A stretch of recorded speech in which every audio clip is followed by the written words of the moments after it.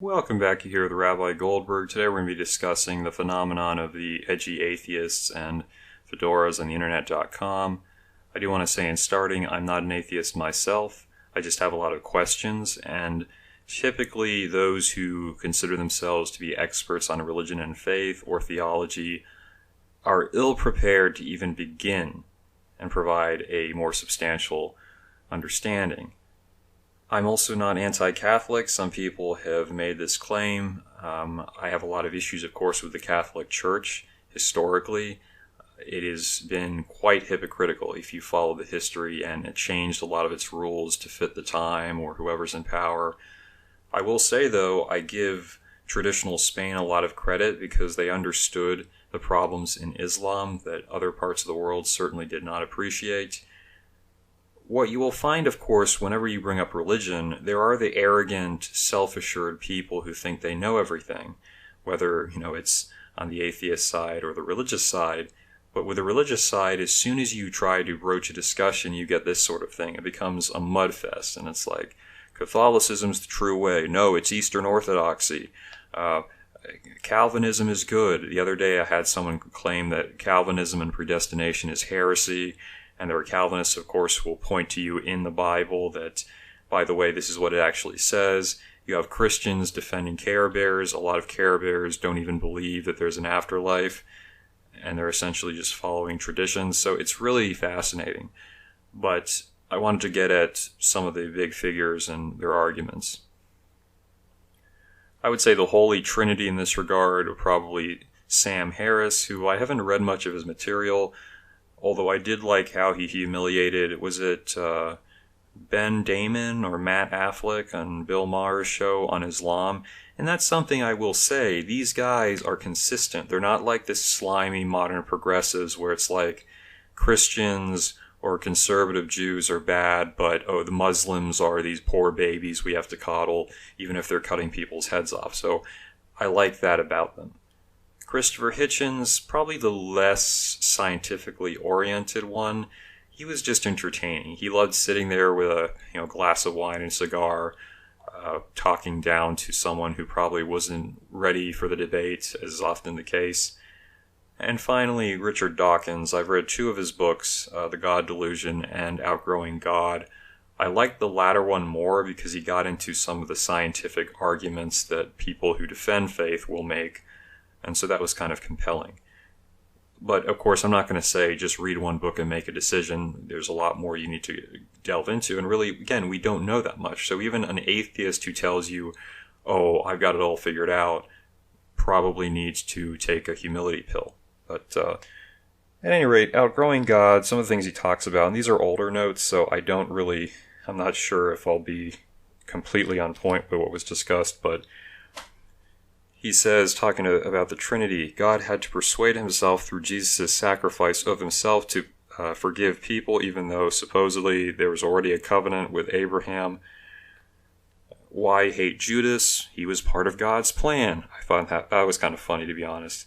He talks about the violence in the Quran, and then he goes after some of the arguments that religious people might make, like, well, look at creation, it's so beautiful and it's so well designed, and he points out in a lot of species how like their eye or their senses might actually just be very poorly designed in effect. It could have been much better, and it's more logical that it would be an adaptation or evolutionary dynamic.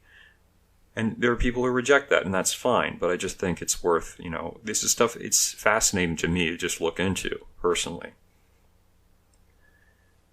Now, of course, you will find the folks on the internet, and even in real life, I've known a legitimate Fedora, where all that they want to do is Google search things to contradict Christians. Usually it's Christians, but it could be other groups. And they're not atheists for any reason except the fact they're anti-religion. Those people themselves, they don't research much. Again, they just look at what's necessary to undermine or defeat a person. I don't think that they're very healthy for any discourse, but you're going to have those types regardless. Those tend to be the low IQ atheists who, again, they just take other people's work and they can't understand it to save their life. At the same time, we have to acknowledge that many religious people are so atrociously bad and embarrassing at defending their faith that they probably do a great disservice. That's the reason why these edgy atheists have gotten so much traction. Although it was some time ago, maybe everyone's gone back to God because of Corona. At any rate, if you want to be a person of faith and you want to have debates with people who subscribe more to a scientific explanation, make sure you know what the science is. Don't just go around kind of throwing out stuff you searched on Google because you're not interested in actually trying to mount a comprehensive, united defense front for what you claim to believe in. So, what does this come down to?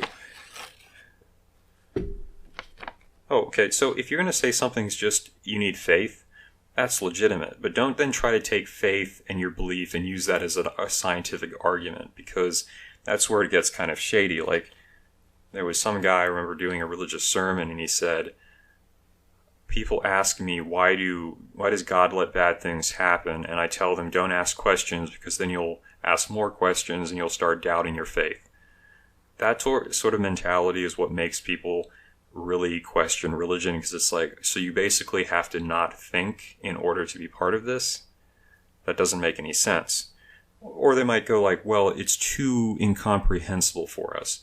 I think that's a cop-out, but again, if you're going to take that, fine, but don't just try to wade into a discussion and claim that, well, we can't comprehend it, therefore I win the debate. That's not, in my opinion, a logical or rational argument. Other stuff like just throwing out arguments like, the second law of thermodynamics or macro versus microevolution. Do you know what those are? Can you actually competently explain them? Or is you just heard that from someone who was, searching on Google how to fight an atheist? Again, if you're not willing to do proper research, don't even bother getting involved in the discussion. I mean, I have this, and this isn't even not related to religion, but I'm talking about like economic issues, and I have people who come up against me who have read nothing except essentially Republican talking points or true conservative beliefs. If you haven't actually done the research, don't be all pompous and be a know-it-all, because you're going to get humiliated when someone who actually has done their work comes to the forefront. So that's what they'll be like, well, look at this guy, he's an expert on Eastern Orthodoxy, or look at this pastor, he can answer the question.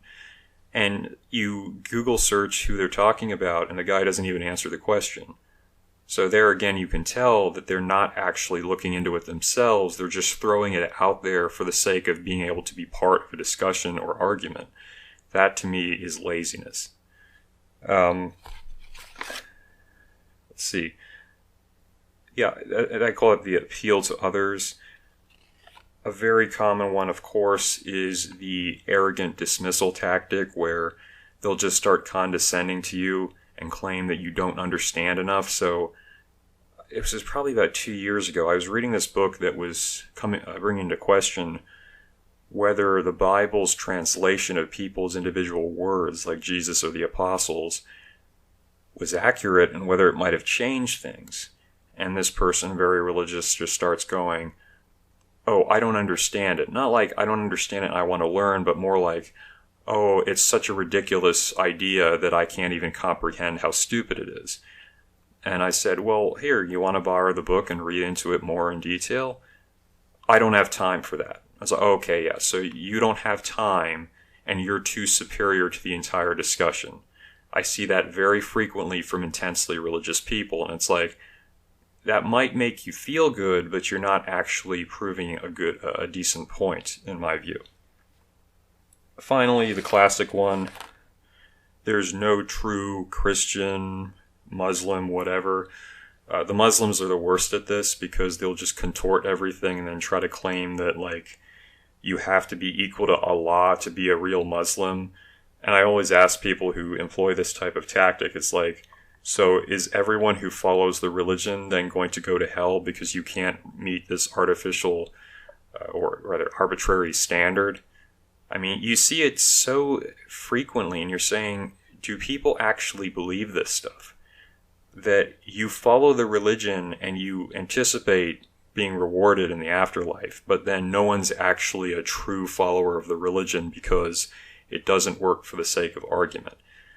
Again, this is really basic stuff, but that's where the edgy atheists have all their fodder, because if you're lazy, like you have a religious belief and you want to debate, but you're lazy and you don't want to actually read church history, read apologetics, go into more depth, someone's going to poke a bunch of holes in that balloon and you're going to go down. And that's where you'll start taking it personally if they just ask you a question. I've asked questions on this channel, not like in a derogatory or insulting way, and very religious people have gotten offended and thought I'm attacking them. I was like, no, I'm asking you a question. So, like I said, the stereotypical Fedora atheist types, yeah, they're not helping anything. But a lot of the reasons why they're successful is because religious people just don't do their homework. You want to do a better job? Look into it and be able to defend your faith and then go to battle for it, because you're going to be a lot more effective in the war of ideas.